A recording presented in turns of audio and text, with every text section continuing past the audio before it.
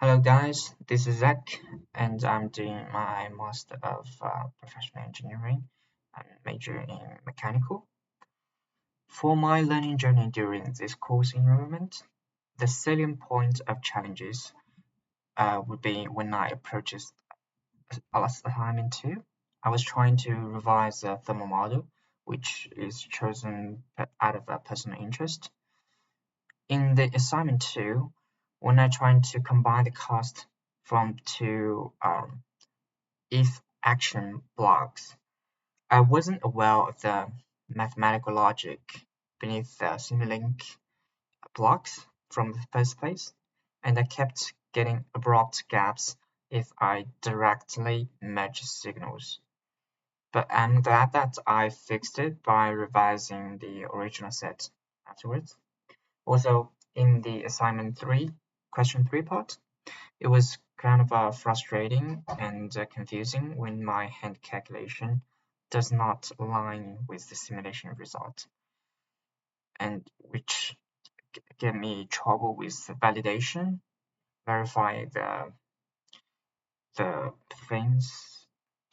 But hopefully I will find out the reason out of the feedback of the assignment. During this course enrollment, I've seen multiple discipline modeling software.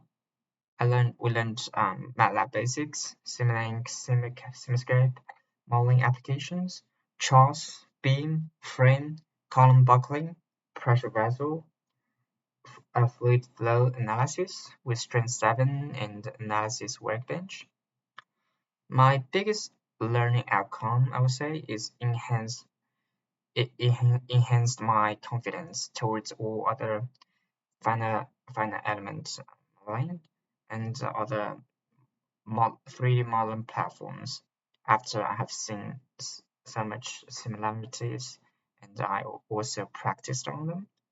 On the other hand, it also broadened my computational fluid dynamics knowledge, helped me enhance my ability of problem solving and attention to detail. So it helped me both on the technical and more personal, intuitive way.